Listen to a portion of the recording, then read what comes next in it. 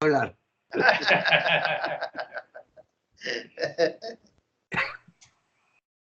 Bueno, No, enhorabuena. ya sabes que como cualquier conferencia, ¿no? A ver, te dan mariposas en el estómago los primeros minutos, pero ya soltándote, yo para que me paren, digo yo, ¿no? Luego que se baje, me gritan, ¿no? Porque luego no quiero soltar el estrado. Tal cual, los primeros minutos, qué inevitable que es, ¿no? Tener Sí, esa de veras ansiedad. que sí. Pero que pasen esos 5 minutos, te asientas y vámonos. Lo difícil esos 5 minutos, ¿no? Sí, exacto. Es la famosa frase de entrar en calor, ¿no? De romper el hielo. Son todas referidas a esa cuestión, ¿no? Así es. Hola, veo ahí a César y Jorge, ¿no? ¿Atrás? Sí. Hola, Oye, ¿cómo? a ver, para ir entrando en Sí, plática. Ayer, desde la semana pasada, te quería hacer la misma pregunta. cómo no. Desde el punto de vista de la inteligencia emocional, si te fijas, y eso lo recuerdo también en mis años de estudiante, casi siempre, aquí se van a reír los que están atrás, casi siempre nos estamos hasta atrás. ¿Te has fijado que aquellos lugares siempre se quedan vacíos? Como que no quieren estar cerquita de ti porque le vas a preguntar. Es Oye, que increíble. está aquí enfrente como el maestro, ¿no? Tal cual, ese Que te cubra el de frente. Estamos alrededor del micrófono. Así es. Por ese motivo, cada vez que yo puedo, que no es tan grande el número, yo pido en los hoteles, en los salones, que se haga un semicírculo lo más amplio que se pueda para aminorar el ángulo, y yo camino entre las mesas y me muevo mucho porque está este efecto académico, escolar, no sé cómo llamarlo, de lo que están en línea y todo, y aquí no nos afecta porque es otro clima, pero cuando tú arrancas en un hotel y la gente está sentada en fila, adelante no hay nadie, como dice Héctor, en general, o sea que ya no se usa esto. Que en general hay que tratar de formar que la gente esté en mesas redondas y no en una exposición académica como fue la tuya, que conviene estar, digamos, el público en línea porque todos estamos viendo al orador, etcétera. Pero si se trata de una actividad de facilitación, a mí me parece mucho más interesante mesas circulares y la gente en grupo, que eso cambia completamente el clima desde el arranque, para mi gusto, ¿no? Héctor, no sé si ya habrás experimentado esa diferencia o no tuviste todavía oportunidad de las mesas circulares y romper, digamos, este esquema que es un poco escolar, que viene de la escuela primaria, ¿no? Esto siempre está atrás. Se pone. Bueno, les cuento una cosa al revés. Sí. Miren qué interesante, ahora que Héctor mencionó eso, ¿no? Yo voy recordando experiencias que me pasaron y me marcaron, o sea, lecciones que me dieron otras personas. Vamos a hablar un poquito de qué es un prejuicio, ¿no? Después vamos a volver mucho a esto, pero para tocar el caso que contó Héctor. Si una vez era una clase académica, no era un seminario o un taller en una empresa, un muchacho se puso atrás de todo, llegó uno de los primeros, tenía todos los lugares libres, pero se fue atrás de todo. Se sentó atrás de todo, se fue llenando el lugar, quedó lleno. Ese muchacho que estaba atrás de todo, un poquito más grande que la media, que era bastante joven, ¿qué presumí yo? ¿Qué podríamos prejuzgar? Lo cual es un riesgo. Esta persona es tímida, no va a querer participar y bueno, veremos qué pasará. Les cuento que durante la actividad, la clase que duró 2 horas, fue la persona que más participó. De lejos. O sea, pasó un poco al revés. Tenía tanta experiencia, tenía tantas ganas de aprender que él solo se comió el 50% de la participación. Y cuando el grupo se va, me abordó y se puso a charlar conmigo. Se llama Julián, hoy todavía tenemos contacto por WhatsApp. Y yo le conté la verdad de lo que había ocurrido y le dije, ¿sabés que te vi llegar? Ponerte en el último asiento y prejuzgué, y me equivoqué, que tú ibas a ser poco participativo. Y después dije, por ahí es tímido, no lo voy a molestar. Me sorprendiste totalmente. Y él me dice, es un hábito que yo me voy al lugar de atrás. A todos los seminarios, clases, a donde voy, a todas las actividades, me siento atrás de todo. Le digo, ¿por qué? Porque me siento todo bajo control. Me encanta ver la reacción de todos los demás. O sea, yo estoy viendo a todos los demás y nadie me está viendo a mí. Pero no lo cohibía eso, no lo hacía porque no iba a participar como protegiéndose. Lo hacía por otro motivo. Entonces, me quedó grabado, que lo vamos a tocar varias veces este asunto, ¿no? Del juicio y el prejuicio que hace el cerebro. Así que, bueno, lo que dijo Héctor, la norma general es esa. Adelante no se sienta nadie, como está ocurriendo ahí. Pero hay algunas excepciones graciosas y por eso, como habíamos conversado en la clase anterior, hay que ser prudentes. Bueno, retomamos lo de la clase anterior. Sí. Bueno, recuerdan que estábamos con la cuestión del cerebro. No sé si quieres ya de paso abrir el PowerPoint, Noé. Y habíamos dejado, creo que la pantalla 5. Teníamos la 7, perdón, donde teníamos la estructura cerebral, hemisferio izquierdo, hemisferio derecho. Habíamos hablado ya del poder de las emociones sobre la razón. Hay varios libros interesantes sobre esto. Uno muy importante es el del neurólogo español Antonio Damasio. Se llama El error de Descartes. Porque, ¿qué pasa? El gran filósofo francés, René Descartes, dijo, pienso, luego existo. Una frase celebérrima. Con el respeto debido y poniéndolo en otro contexto, Damasio dice, la verdadera frase para el ser humano es siento, luego existo.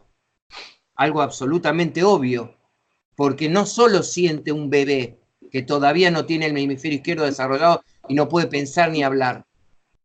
No solo el bebé, el difícil y crudo debate del aborto viene de la mano de un experimento que se hizo, que está filmado y es muy, te eriza la piel verlo, donde un feto de 4 meses que recibe la intrusión de una aguja en el vientre de la madre, no se entiende todavía cómo ocurre eso, pero capta que hay un objeto extraño en el líquido amniótico y se protege la cabecita. No sé si han visto esto, que la verdad que es estremecedor ver ese video.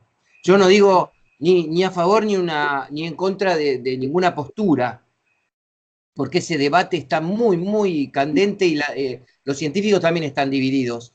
Pero lo que es irrefutable a través de ese video es que un feto, un ser humano que todavía no nació, ya está sintiendo, por lo menos, como mínimo, el peligro.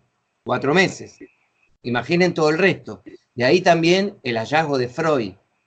Pretender que en nuestra mente no influye en nuestra infancia, el ejercicio que hicimos, qué recibí, qué me faltó en mi casa, cómo me trataron mis padres, se amaban profundamente, se divorciaron, tuvieron muchos conflictos. ¿Qué relación tengo yo con el conflicto en función de lo que le pasaba a mis padres? Etcétera, etcétera.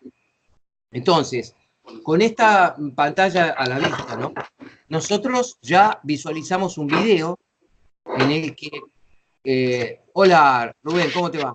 En el que la postura de Damasio, de que primero sentimos y luego razonamos, la vimos en acción en una universidad con estudiantes que los invitaban a tener una escena nada dramática, simplemente un juego de azar.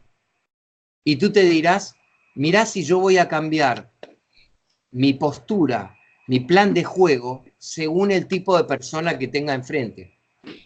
Porque ahora razonemos de nuevo ese video que vimos. Me proponen un juego de azar. Si la persona es inteligente o no me lo parece, la que está enfrente, ¿eso va a determinar qué cartas me van a salir a mí? Evidentemente no. Jesús, ¿tú qué dices? ¿Qué importa si es de azar? Si por definición, o sea, ¿los inteligentes ganan la lotería? O la puede ganar cualquiera, porque es de azar. Pues cualquiera, porque es un número al azar, es un número que Obvio. puede ser 9, puede ser 6, o sea, nadie sabe. No hay posibilidades de tener inteligencia en eso. Esa era la premisa del experimento. Los jóvenes no se van a dejar influir por el aspecto del contendiente que tengan enfrente, porque es un contendiente azaroso también, o sea, él también está bajo la ley del azar. Sin embargo, nosotros que vimos que el actor que hacía de hombre listo, de joven listo, ponía nerviosos a sus contrincantes en el juego de azar y les despertaba el temor.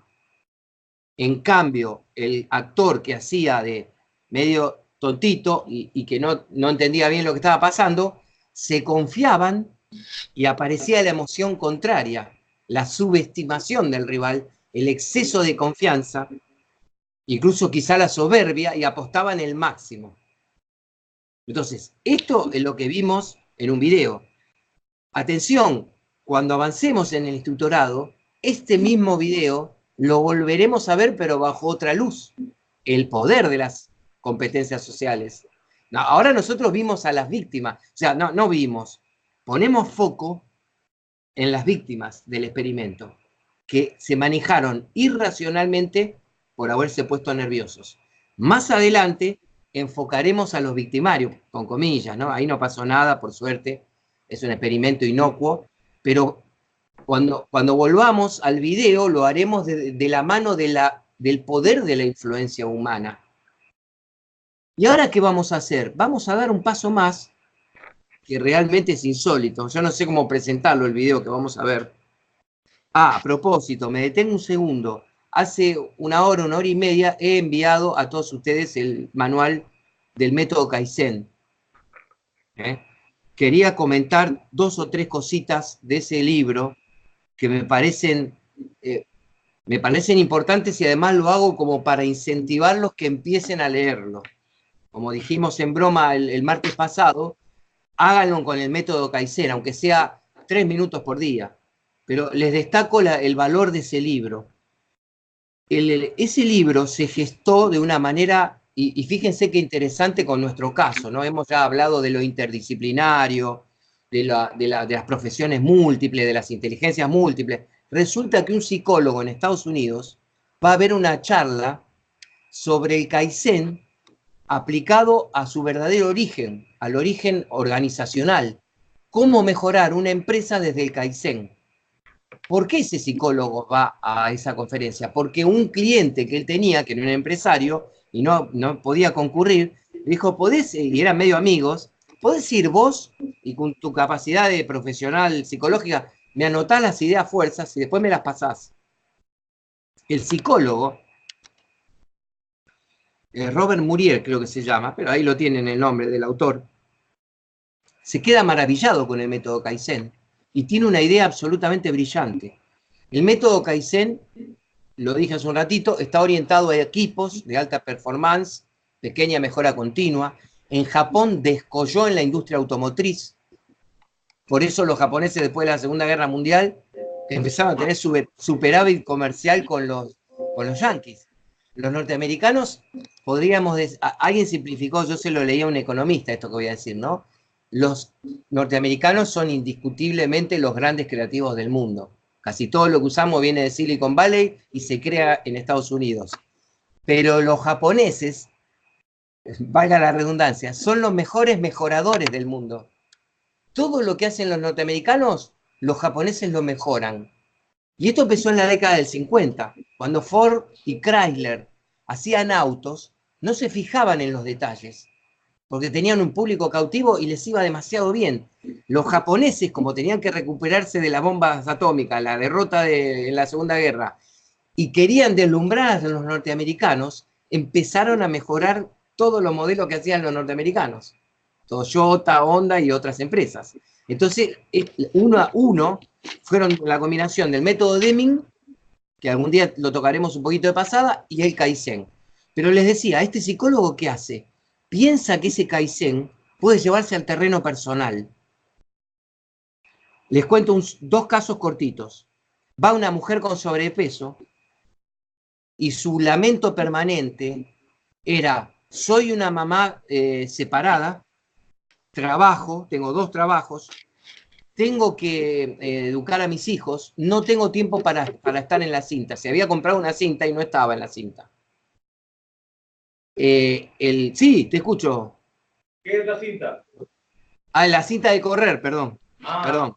Muy bien, la cinta de correr. Ella tenía sobrepeso, la prescripción médica, como es razonable, es tienes que hacer alguna actividad física, tenía una actividad sedentaria con la computadora, y la mujer alegaba que no tenía un minuto libre. Entonces, entre muchos otros casos que van a leer en el libro, él le dijo, yo te voy a prescribir una receta y te voy a solucionar el problema. Y le puso en la receta, le hizo 4 o 5 recetas, ¿no? Primera semana, 1 minuto de cinta. 1 minuto por reloj. Y medio que se puso en autoridad y le dijo, lo tienes que cumplir a rajatablas. Si al tercer día te gustó y quieres hacer 2 minutos, no puedes. Tienes que hacer solo 1 minuto, porque yo soy tu médico y sé lo que te estoy diciendo. Para la segunda semana eran 2 minutos, para la tercera 3 y así sucesivamente, hasta llegar a una norma mínima. ¿Qué explica de interesante este hombre? Y por eso digo que se lo pongan a leer el libro. El Kaizen, van a ver que derrama sobre todas las actividades de la vida. Lo que tiene de genial es que no despierta las amígdalas que tenemos en el cerebro, no las amígdalas de la garganta. ¿Están viendo el PowerPoint del hemisferio, los 2 hemisferios del cerebro? Sí. Bueno, no nos vamos a extender mucho en esto, pero es importante señalar que hay otra estructura del cerebro, que lo descubrió un doctor que se llama MacLean y que es muy famoso hoy en día, las 3 capas del cerebro humano. ¿Qué significan esas 3 capas? Que debajo de todo, si yo estuviera ahí, podría hacer un dibujo en una pizarra, pero bueno, acá se lo tienen que imaginar. Abajo en una pizarra dibujo un óvalo, ¿no? Y ustedes mismos algún día pueden enseñarlo así. Dibujamos un óvalo abajo, para que quede, digo abajo porque en la parte baja de un rotafolio o una pizarra, para tener espacio arriba. Al dibujar un óvalo en la parte inferior, al costado le pongo C.R o cerebro reptil. Nosotros tenemos un cerebro reptil. La naturaleza hace millones y millones de años construyó, para decirlo de alguna manera, produjo los genes, el ADN, la evolución de Darwin, la biología evolutiva, produjo un ser para nosotros ahora involucionado, pero en ese momento súper evolucionado respecto a todas las criaturas anteriores. No era una planta, por ejemplo, un reptil está más vivo que todas las plantas y los árboles juntos del planeta, porque puede moverse y puede hacer cosas que no puede hacer una planta. Entonces, en ese momento un reptil era una maravilla tecnológica alucinante. Pero el reptil tiene un cerebro muy limitado, totalmente instintivo, 4 funciones: comer, beber, dormir y copular. 4 funciones. Anótensela porque son las nuestras también. No las hemos abandonado ni las podemos abandonar. Comer, beber, dormir. Bueno, yo puedo ser un monje tibetano, pero si todos fuéramos monjes tibetanos se extinguiría la humanidad. O sea que el instinto de reproducción es tan poderoso que por suerte no somos todos monjes tibetanos. Entonces, ¿qué pasa con el cerebro reptil? Es totalmente instintivo. Por eso se dice, un milagro de la naturaleza, que si un bebé reptil, un reptilito, ¿cómo se lo podríamos llamar? Un pequeñito reptil, ve que su padre está inquieto y tiene hambre, otro milagro de la naturaleza. El bebé cocodrilo se esconde. Se esconde, no sabemos cómo lo sabe. Se llama instinto también. ¿Quién me explica por qué se esconde? ¿Quién sabe esta historia? ¿Por qué se esconde el cocodrilo pequeño? Imaginen, ¿qué puede ocurrir entre reptiles? ¿Cómo? Probablemente porque se lo van a comer, no sé. Exactamente. 2 cosas extrañas. El padre o la madre, si tienen hambre, pueden comerse una cría. Y lo más extraño de todo es que la cría lo sabe. Y nosotros nunca entenderemos cómo. Bueno, lo entendemos intelectualmente, es el instinto que está programado en los genes, etcétera, etcétera. Pero es un milagro de la conducta. Recién nacido, un bebé humano recién nacido no sabe nada de nada. Si no le damos auxilio, muere. El bebé cocodrilo ya sabe que se tiene que esconder si hay hambre. Ese es el cerebro reptil. Sobre ese cerebro, la naturaleza construyó el cerebro emocional. Hacemos el segundo óvalo arriba del primero, C.E, cerebro emocional, o también llamado sistema límbico. Amígdalas, que están a los costados a la base del cráneo, hipocampo, hipotálamo, todo el sistema con el que nos emocionamos. Ejemplo, en una especie animal, el gorila. El gorila se distingue mucho de un cocodrilo en muchos sentidos, pero en uno de los principales es que ya tiene un cerebro emocional que no tenía el reptil. El gorila jamás se comería a su propia cría. No solo no se la come, si aparece un tigre puede entregar su vida para salvar a la de la cría. ¿Y eso por qué ocurre? Porque el cerebro emocional está preparado para defender lo que consideramos lo más valioso en el mundo, que son nuestros afectos. Entonces el gorila protege su clan, protege a su hembra y sobre todo a sus crías, incluso con la vida. El cerebro emocional es el mundo de todo lo afectivo y puede abarcar en los gorilas, por ejemplo, hasta cierto nivel de celos de pareja y cuestiones de liderazgo. Habrán visto algún documental de lo fantástico que se están grabando hoy en día. En ese sentido, la verdad, un comentario al margen, ¿no? No se priven de ver las maravillas modernas que hay, a veces en YouTube o en Netflix o en otras cadenas, y si pueden con jóvenes, porque es tan interesante ver eso, tan maravilloso. A nosotros nos va a maravillar, y al joven, el joven está tomado por los videojuegos, por las series de acción, va a preferir ver Narcos, seguramente, que yo no me animo a verla. ¿Alguien la vio de ustedes, Narcos? No. No. Bueno, Rubén, me parece que hay tan poco tiempo escaso para ver cosas que la verdad que para qué. Pero bueno, yo no voy a cuestionar el gusto de nadie, ¿no? Incluso alguien me podría objetar, si yo dijera, a mí me parece una pérdida de tiempo, que nunca lo diría como facilitador, es una pérdida de tiempo ver Narcos, alguien le podría levantar la mano y me dice, oye, estás cometiendo prejuicio, porque yo soy sociólogo y a mí me interesa, soy un investigador de la violencia y yo me vi obligado a verlo, y me deja en offside, como dijimos el otro día, me deja fuera de línea, ¿no? Jugadora de la posición adelantada. Pero digo, los documentales sobre los animales son fantásticos, sobre el instinto animal, las plantas, los peces. Bueno, si tienen oportunidad, disfrute. Y en algunos casos, si alguien no tiene ni siquiera ninguna conexión con las cadenas que son pagas, como por ejemplo Netflix, simplemente en YouTube. En este momento hay algunos videos de alta calidad, high quality, espectaculares. Bueno, volviendo a lo nuestro. Nosotros tenemos el cerebro reptil y arriba el cerebro emocional. ¿Qué construyó la naturaleza arriba del cerebro emocional? Tercer óvalo, y le ponemos C.C, corteza cerebral.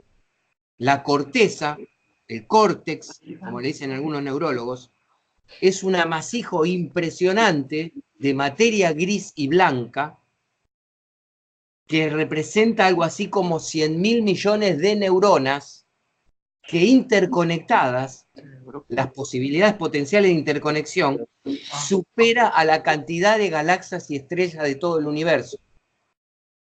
En el universo se calcula que hay 100.000 millones de galaxias, más o menos las neuronas que tenemos nosotros, pero con 100.000 millones de estrellas cada una. O sea que ese número, que es como un Google, esos números enormes, que de ahí viene ese término, es superado por la capacidad potencial de un solo cerebro humano en interconexiones, axones y dendritas y todo lo demás. Okay. No vamos a ahondar demasiado en eso porque pienso que si están interesados, recuerden, cuentan con mi apoyo, pueden tener una clase especial conmigo de eso. Tampoco yo soy un experto que les voy a hablar 3 horas seguidas, pero puedo darle algunos datos más y sobre todo puedo compartirles obras específicas de Damasio y otros autores si están interesados el día de mañana en profundizar sobre eso. Entonces, ¿qué lección sacamos de esta figura que tenemos en el rotafolio imaginario? Un ser humano, por algo es la criatura más compleja de la Tierra.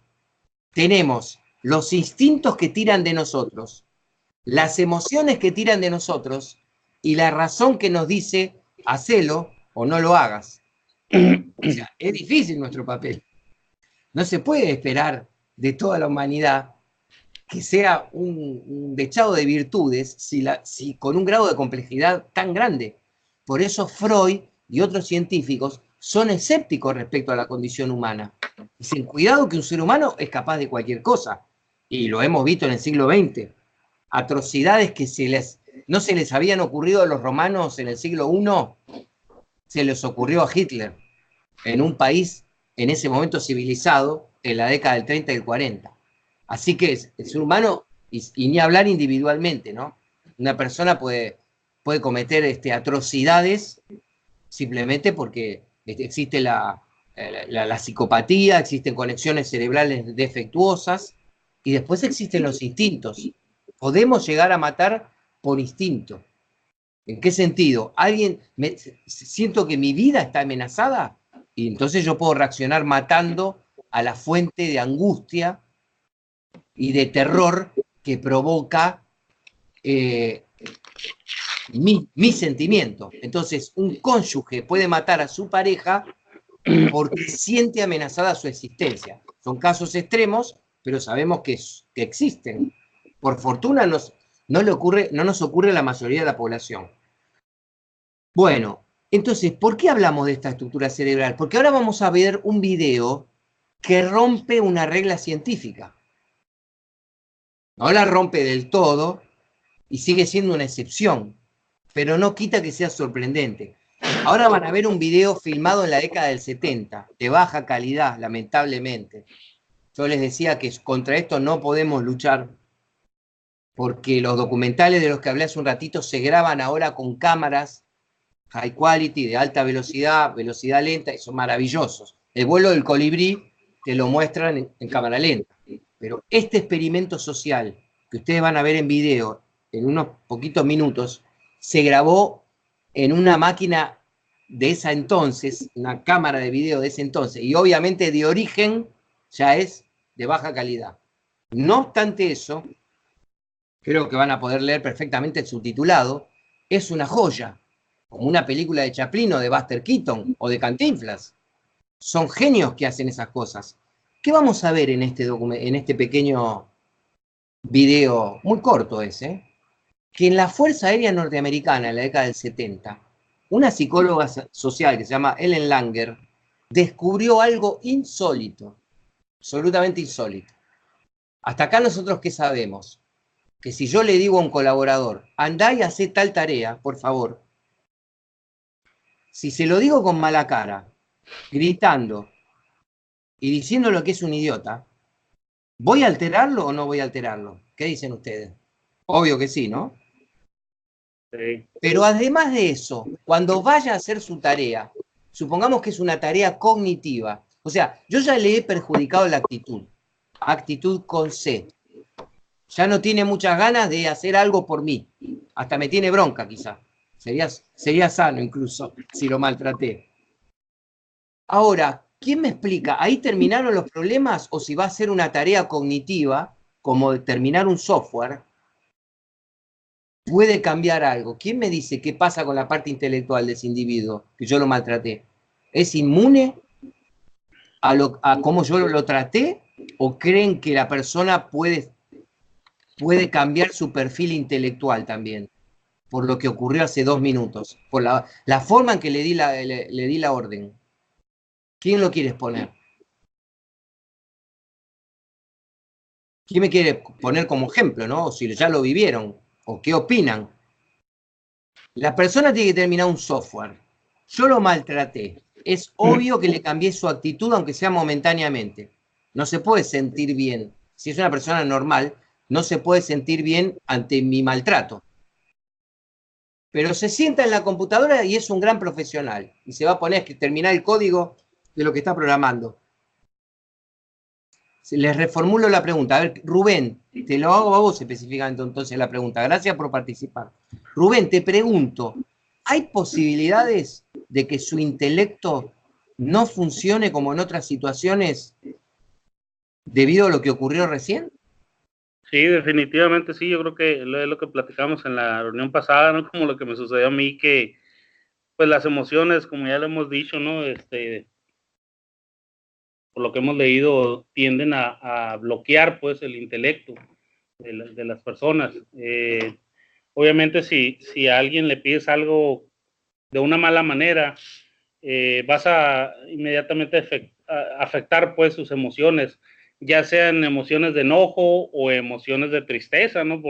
Depende cómo la persona lo tome, ¿no? Si se sienta enojada o vaya desanimada pues por la manera en que se le pidieron las cosas, y automáticamente pienso que el resultado pues no va a ser el mismo, ¿verdad?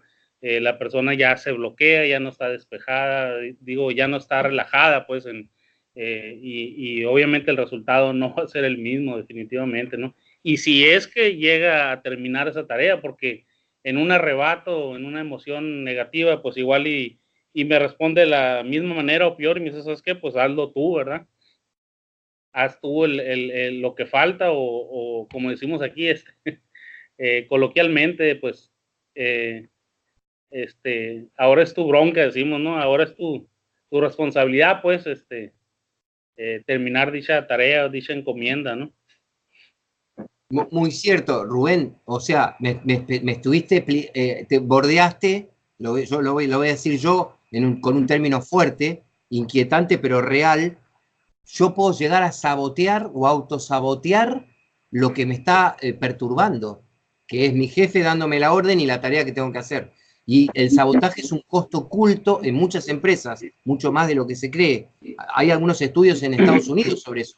En Latinoamérica no, pero como somos seres humanos es razonable que también ocurra mucho en Latinoamérica. ¿Querías comentar algo, César, allá? Sí, a lo mejor suponiendo un poco la reacción de la persona, eh, ya metiéndose a la especulación de por qué fue solicitada de esa manera la actividad o la tarea, puede inclusive suceder lo contrario, que quieras tú demostrarle eficiencia o simplemente el buen resultado del trabajo, porque a lo mejor de eso depende esa petición negativa o la forma en cómo que te la dijeron, pues, ¿no? O sea, pudiera ser un caso algo por el estilo, ¿no? Contrario a eso. O sea que si yo lo trato muy bien, a ver si te entendí, al tratarlo muy bien, lo pongo en las mejores condiciones intelectuales, sería. Pudiera ser el caso, así es. Exacto, espectacular. O sea, si va para un lado la cosa, puede ir para el otro. Obvio, si una persona no está capacitada para una tarea de ingeniería, por más que yo lo trate bien, no la va a poder desarrollar. Estamos hablando de un potencial que está respaldado por una formación, pero como el rendimiento intelectual, como el físico y el mental es variable, el rendimiento, tal como observó muy bien recién César, podría subir momentáneamente por un estímulo positivo, incluso de carácter afectivo, que recibe la persona que va a hacer la tarea intelectual. Entonces tenemos involucrado hasta acá actitud, intelecto. Sabemos que está lo somático, le sube o le baja la presión al individuo porque lo maltrataron o lo felicitaron o confiaron en él. Pongo en tus manos la misión de terminar este software porque confío plenamente en ti, sé que vas a dar lo mejor que tienes, pero ningún científico se animaría a decir que tratar de una manera distinta a las personas puede cambiar la performance de sus sentidos. Y sin embargo, este video que van a ver ahora se los muestra. Y nada menos con la Fuerza Aérea Norteamericana. No estamos hablando de, no sé, una institución media hippie o informal o cuestionable. O sea, en el ejército se descubrió este fenómeno que ustedes van a ver ahora, que va en contra de la versión científica, pero repito, porque ocurre excepcionalmente, pero ocurre. Y ocurre por el trato y por el factor emocional. Entonces, Noé y Jesús, si tienen a mano el video que dice, a ver un segundito, creo que es Ellen Langer, experimento sobre justo en esta computadora, a ver un segundito que estoy... Experimento sobre la influencia social en la percepción. Exacto, ese. La influencia social en la percepción. Véanlo, por favor.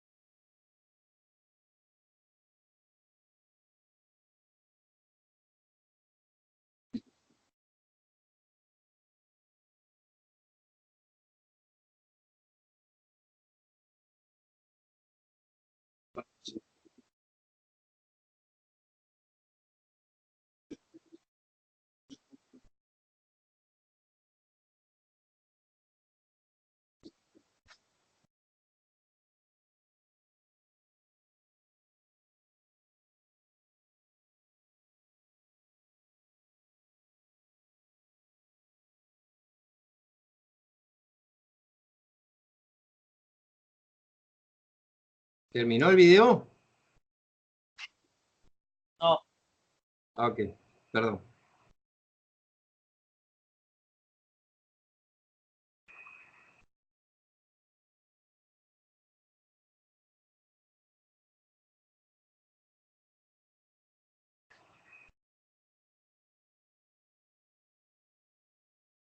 Ya. Bueno, Jesús, ¿lo has podido ver completo? Sí, listo ya. Bueno, Sorprendente, ¿no? O sea, acabamos de ver que un ser humano cambia, no voluntariamente. ¿Por qué decía que esto es insólito? Porque cualquier oculista les va a decir a ustedes, cualquier médico, que la capacidad de visión responde al sistema nervioso autónomo. Se llama autónomo porque no es voluntario. Cuando yo contraigo un músculo, puedo contraerlo por un calambre, que sería involuntario, o lo puedo hacer yo. Pero yo no puedo alterar mi capacidad de visión. De hecho, los que usamos anteojos, los que tenemos presbicia, miopía, hipermetropía y todo lo demás, cataratas, son cosas que aparecen fuera de la esfera de acción nuestra de la voluntad. Sin embargo, acá, al tratar como pilotos, al asumir que ya son pilotos, a unos jóvenes, les produjeron un incremento de la capacidad visual, que por supuesto será temporaria, pero es increíble el poder que puede tener el contexto, porque la palabra clave acá, que usaría un científico, es contexto. Nosotros estamos poniendo el foco en las emociones, pero un contexto a veces no es solamente emocional. Ejemplo, si tengo que charlar con un cliente y lo cito en una oficina que hace 45 grados de calor y tengo una silla que se mueve y es dura, evidentemente por más buen trato que yo esté dando a la reunión, hay un problema que no tuve en cuenta, que es la incomodidad física, el malestar que va a tener esa persona al estar hablando conmigo, que al principio será físico. Uy, qué calor que hace acá, estoy transpirando y qué dura es esta silla.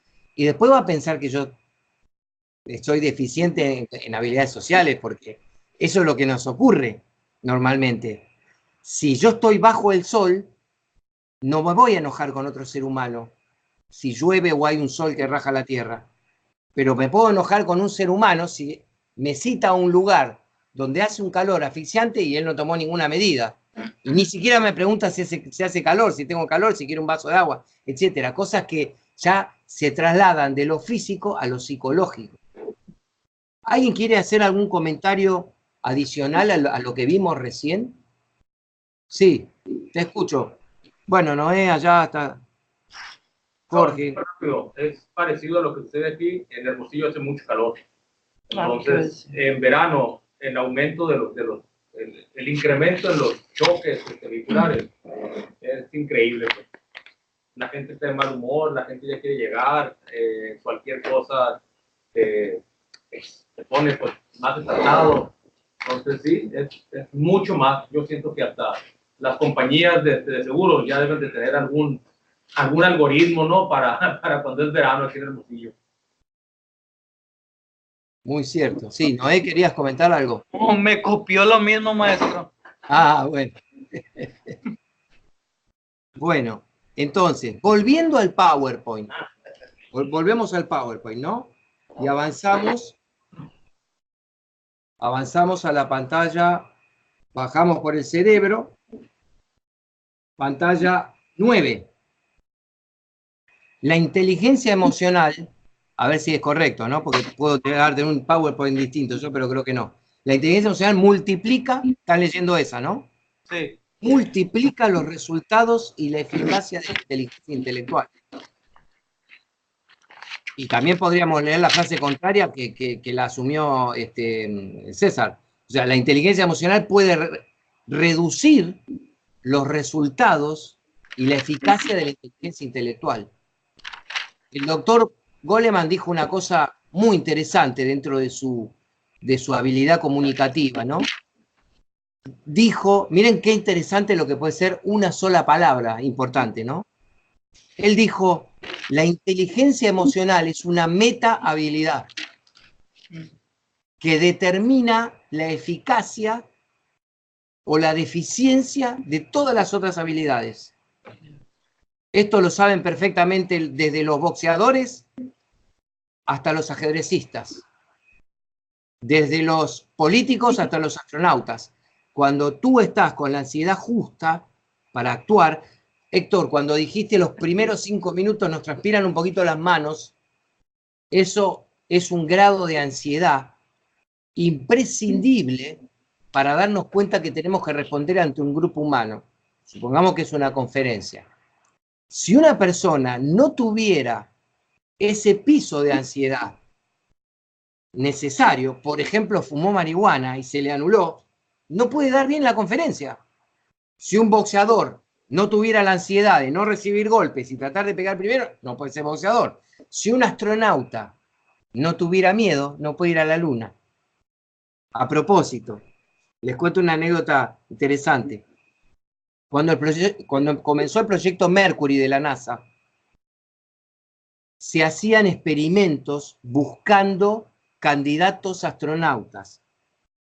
Yo no me hubiera ofrecido, pero quizá alguno de ustedes me quiere contar que sí y por qué. Yo prefiero pasar.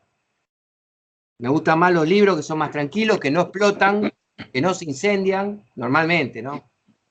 Pero no sé, ¿alguno de ustedes se habría animado a hacer, se habría presentado a una prueba para astronauta?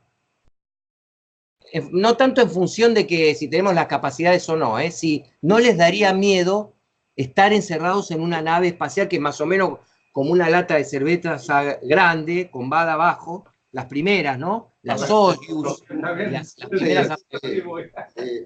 ¿Hay algún valiente que habría ido a alguna de esas pruebas? Creo que no. Pero bueno. ¿El lata de cerveza? A ver. Sí, pero no, se parece nada más. Bueno. El tema es que tú estabas, por ejemplo, Yuri Gagarin, el primer ruso que lo mandaron al espacio. El tipo, ¿qué creen ustedes? ¿Que no era consciente de que por ahí no volvía? Era la primera vez que mandaban a un ser humano. Y en posición fetal, ahí todo sin aire, y que te expulsen unos gases incandescentes al espacio. Es tremendo, hay que tener, nosotros decimos en Argentina, hay que tener unos cojones, unos huevos, ¿no? Sí. Sin embargo, la NASA sabía que no se trata de ser valiente o cobarde, que todos tenemos umbrales de los más importantes, como si fuera con lo del test del temperamento, que van a decidir ellos cuáles son esos umbrales, no nosotros. Porque yo podría decir, primero porque me muero de ganas de ser astronauta, y después me percibo un poco equivocadamente que yo tengo cojones para ser astronauta. La NASA no le hubiera importado lo que yo digo. Me va a hacer test psicofisiológicos. Y miren este truco genial, porque a veces yo admiro, ¿no? Esos trucos que no te los ves venir y resulta que son una prueba irrefutable. Ellos te decían, los médicos y los técnicos de la NASA, ¿no? Sentate, por favor, ahí vamos a poner de caso a Jesús, que está ahí solo, y se animó a ir a la NASA. Jesús, sentate, ponete cómodo, te vamos a poner unos sensores y vamos a tener un diálogo contigo. Te vamos a hacer preguntas sobre tu familia, sobre tus estudios. Vos relajate ahí. Están los sensores nada más. Mientras estoy hablando con Jesús, se escucha un estruendo sorpresivo. Yo enseguida le digo, Jesús, no te alteres, no pasó nada, no fue ninguna explosión acá, no hay que salir corriendo, no hay ningún incendio, nada. Ya está. Ya registré el grado de excitación fisiológica que tuvo Jesús ante una alarma. Y ellos ya tenían un rango. Dentro de ese rango, para abajo o para arriba, que diera abajo. O sea, se sobresaltó demasiado, por más que me diga que tiene unos cojones de acero, no lo vamos a tomar en la NASA.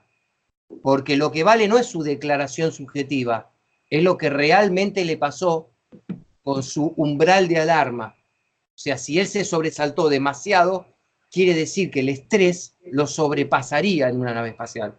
Y la NASA lo que menos quiere hacer es perder vidas y millones de dólares.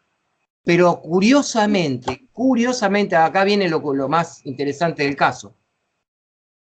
En esa escala que les dije, si Jesús hubiera reaccionado demasiado poco al estruendo, o sea que no, se quedó corto, no tiene huevos de acero, los tiene de oro y de platino, pero no me sirve como astronauta, no lo contrata la NASA. Porque esto es como ver la película Apolo 13, que de paso les vendo yo soy un vendedor publicitario de grandes películas y libros. Apolo 13 es una película genial. Si ustedes la vieron hace unos años, algunas cosas que yo voy a recomendar vuelvan a ver, porque este aprendizaje que estamos haciendo nos da un poder especial para ver escenas que antes no nos llamaban la atención. De hecho, nosotros vamos a trabajar con varias películas de Hollywood a medida que avanza el instructorado. No hay nada mejor que trabajar con la gente que películas que tratan de casos reales o no, pero que son actores representando situaciones. En este último caso no, porque no eran actores, en la universidad tampoco, salvo el plantado por los psicólogos, pero a medida que avanzamos vamos a usar escenas de películas, y en Apolo 13, la famosa frase, Houston, estamos en problemas, cuando la dice Gene Lovell, que es el verdadero capitán, representado por Tom Hanks en la película, Tom Hanks se acerca a la escotilla y ve que están perdiendo combustible. Vamos a ponerlo en otros términos. Si no tiene taquicardia en ese momento, ha sido mal seleccionado. Porque ¿cómo no va a pensar en su familia? ¿Cómo no va a pensar que no se quiere morir? Entonces, supongamos que hubiera dicho, Houston, oh, perdón, bostecé porque estamos en problemas, pero me voy a dormir una siesta porque yo no tengo miedo. Insólito, ridícula la escena. Obviamente Gene Lovell tuvo miedo, pero supo reaccionar adecuadamente. Tuvo el miedo justo, volviendo al símil de Héctor. Cuando salimos a hablar con un grupo desconocido, no hay un número sobre eso, pero tenemos un nivel de ansiedad compatible con la acción. De hecho, bajemos el ejemplo. Voy a cruzar la calle. Si es una avenida muy ancha, yo sé que me tengo que apurar. Y si está muy justo la señal verde para apurarme, solo la ansiedad me permite apurarme lo suficiente.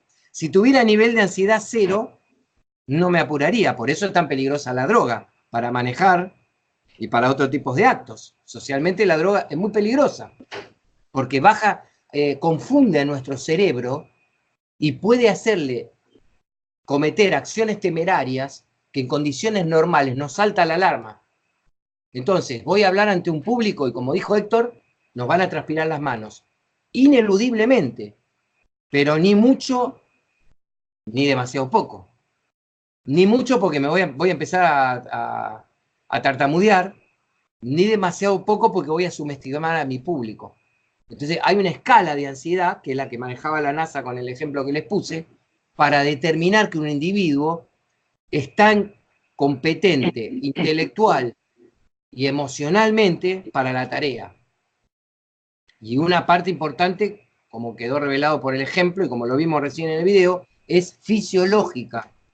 Por más actitud que le pongamos, hay un umbral donde la inteligencia emocional solo puede servir de paliativo, pero no me puede convertir en astronauta. Sí, me puede salvar de un paro cardíaco. Con varias técnicas que aprenderemos de reprocesamiento de una situación difícil, yo puedo salvar mi vida literalmente, porque protejo mi cuerpo, pero no me convierte en un atleta, en un astronauta, en un bombero, menos que menos en una tropa de élite, como vieron el video ese humorístico de la película. Son personas muy especiales que nacen con un sistema nervioso acondicionado para ese tipo de situaciones límites y se las bancan, digamos, se las bancan de nacimiento. Es como decir de alguien que tiene oído absoluto en música, bueno, esa persona tiene oído absoluto, yo no. ¿Puedo aprender más música? ¿Puedo disfrutar más de la música? Sí, por supuesto, como está pasando con este aprendizaje, pero nunca tendré oído absoluto. Que la naturaleza no me lo dio. Bueno, entonces, respecto a esta pantalla, la inteligencia emocional multiplica los resultados o los disminuye. La siguiente que tienen es la de agregar inteligencia emocional en el trabajo. Sí. Claro. Traducido a una parte importantísima de nuestras vidas, porque ya es un clásico, es un cliché decir, al final paso más tiempo con mi compañero de trabajo que con mi familia, y en el siglo XXI se está agudizando eso. En el mundo laboral, que es tan importante en todos los sentidos, llevarse bien con los compañeros, reírse con los compañeros, tener amistades, poder tener proveedores con los que también me llevo bien, que me ayudan a satisfacer a un cliente que cada día es más exigente. Esa cadena de relacionamiento humano está resumida en esta pantalla, cuando, no me acuerdo qué autor dice, la gente, posiblemente sea Tom Peters, la gente trata y hace negocios con otras personas que la hacen sentir bien, incluso inconsciente o instintivamente. Si Sonora me trata mal, pero yo dependo, más bien que voy a seguir en tratos con Sonora, porque no tengo otra alternativa. Pero hay dos problemas involucrados ahí. Si algún día aparece una competencia de Sonora, me iré con la competencia. Y la otra alternativa es que yo tenga un mal vínculo con Sonora y suframos ambos. Es como tener un mal vínculo en la pareja. Sufrirán ambos y posiblemente sufran los hijos. Y también puede ser que sufran los suegros. O sea, nada. Ojalá todo terminara en uno solo o en dos. En el trabajo, el líder que maltrata crea una onda expansiva. Primero sus empleados se sienten tensos, esa tensión puede llegar a los proveedores, puede llegar a los clientes y así sucesivamente. Y esto se extrapola a los países. Tenemos un líder como Nelson Mandela y se salva una nación entera para no caer en una guerra civil. Tenemos, espero no lastimar a nadie, para mí es un delirante, tenemos un tipo como Maduro y una nación que está en condiciones de ser rica, los pozos petroleros más importantes del planeta, se desbarranca completamente porque no hay liderazgo y porque la sociedad está partida en dos mitades y no sé si no termina desafortunadamente en una guerra civil. Entonces todo esto es el relacionamiento humano. La siguiente pantalla. La mejor manera, esto les voy a contar que esto es como una sorpresita que a mí me gusta dar en un seminario o un taller, después me dicen su opinión sobre el carácter de esta pantalla, que es como una breve digresión profundizando lo anterior. Supongamos que yo estoy hablando de esto en una empresa y una chica levanta la mano y me dice, mirá, flaco, acá decimos así, mirá, flaco, ¿cómo dicen allá? Mirá, güey. O ¿cómo dicen? O pinche argentino. Mirá, todo muy lindo que contás. Toda la teoría esa que me está volcando en la cabeza sobre la inteligencia emocional es muy bonita. Es un mundo muy hermoso. Pero vos tendrías que estar acá media hora con mi equipo, con mi jefe especialmente, con el dueño de la empresa que ni me saluda, con los clientes que me putean. Se dice putear en México, ¿no? Sí. O sea, te pinta un panorama negro. La chica, esto a mí me pasó, por eso aprendí, yo lo llamo a este truco, tiene un nombre que lo van a entender perfectamente, se llama medicina preventiva. ¿Se entiende, no? Perfectamente, medicina preventiva. Yo me autovacuno. Antes de que alguien, ¿y por qué me autovacuno? Porque alguna vez alguien me vacunó y no me gusta que me vacunen. Yo supongo que a ustedes tampoco. Vacunar metafóricamente significa alguien te sorprende y te dice que estás siendo demasiado teórico y no sabes la realidad que está sufriendo la o las personas a las que te estás dirigiendo. Entonces, si les parece, ahora llegó el momento de hacer un cortecito. Les voy a plantear un desafío. Mientras toman café, se relajan, charlan un rato, dejen al cerebro trabajando con este dilema. Cuando volvamos a encontrarnos en unos 5 minutos, quiero que alguien ensaye qué le podríamos decir a esa chica que se está quejando con todo el derecho del mundo. Repito el panorama. Recibe maltrato de todos lados, le pagan poco, viaja 2 horas para ir, 2 horas para volver mínimo, y no le alcanza el dinero. O sea, está muy satisfecha con su vida, sobre todo en lo laboral. Y te dice, ¿para qué me estás contando toda esta maravilla de la inteligencia emocional? Mirá lo que es mi vida. Bueno, quisiera que alguien me ayude a construir una respuesta y después vamos a ver ¿Qué sigue a los puntos suspensivos del PowerPoint que están viendo? Que es una frase extraordinaria de George Bernard Shaw, que yo no la completé a propósito, para primero reflexionar, como lo vamos a hacer, para ver cómo salimos de ese atolladero. Y después nos vamos a apoyar en los grandes autores. ¿Nos vemos en 5 entonces? Sí. A ver, ¿quién me ayuda con ese dilema? La chica ya habló y pintó un panorama negro. Ahora nos toca a nosotros responderle. En 5 nos juntamos. Hasta luego. Muy bien.